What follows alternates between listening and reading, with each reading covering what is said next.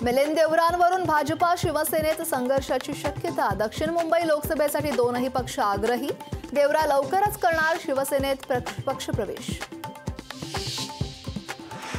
पुणे लोकसभेसाठी आमदार रवींद्र धंगेकर देखील इच्छुक। पक्षाने संधी दिल्यास नक्की लोकसभा लढणार, धंगेकरांनी व्यक्त केली इच्छा।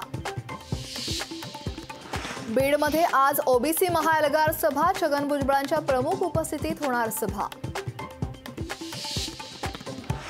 दिल्लीत इंडिया आघाडीची आज महत्त्वाची बैठक। बैठकीत जागा वाटपावर निर्णय होण्याची शक्यता। बैठकीला शरद पवार, उद्धव ठाकरे राहणार उपस्थित।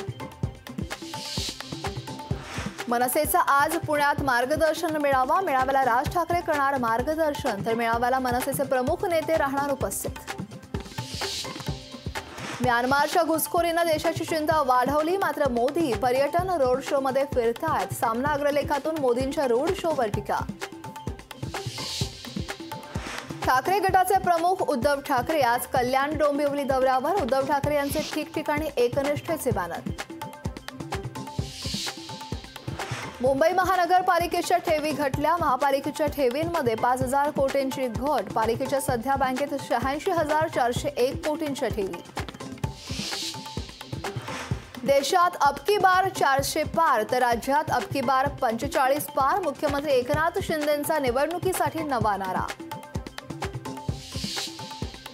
मराठा समाजाचं 20 तारखेपासून मुंबईत आंदोलन। आंदोलनस्थळी अत्यावश्यक सेवा पुरवाव्यात, मराठा आंदोलकांची सरकारकडे मागणी। जरांगेंच्या आंदोलनाविरोधी याचिकेवर सुनावणी नाही। हायकोर्टाने याचिकाकर्त्यांना फटकारलं। योग्य प्राधिकरणाकडे दाद मागण्याची सूचना। सोलापुरात सिद्धेश्वरांच्या यात्रेचा आज पहिला दिवस। तैलाभिषेक सोहळ्याने यात्रेला होणार सुरुवात। नंदीध्वजाचं दर्शन घेण्यासाठी भक्तांची गर्दी। राज्यात कोरोनाचे आढळले 95 नवे रुग्ण। सक्रिय रुग्णांची संख्या 773 वर।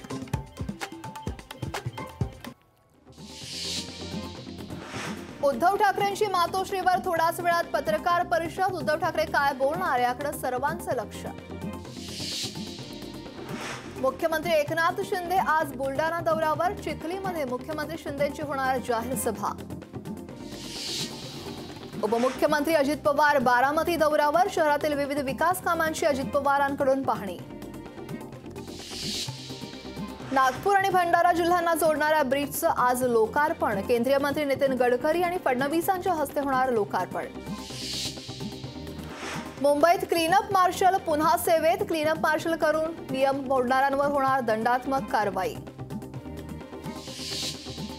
राज्याचं दिव्यांग कल्याण धोरण रखडलं। सरकारला विधिमंडळात दिलेल्या आश्वासनाचा विसर। इंद्रायणी नदीच्या प्रदूषणाकडे सरकारचं दुर्लक्ष। प्रदूषणाविरोधात शरद पवार गट सोमवारपासून करणार आंदोलन।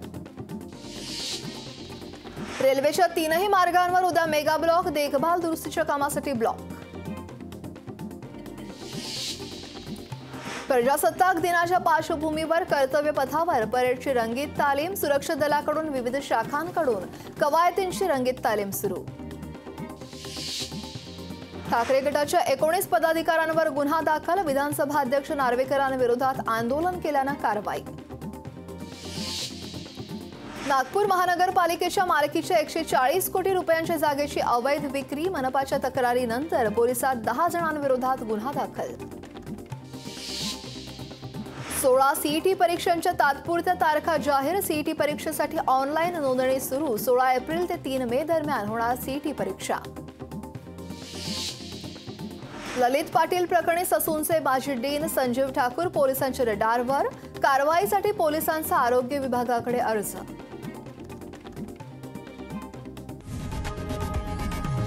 लोकशाही मराठी ऐका, पहा, जागरूक रहा।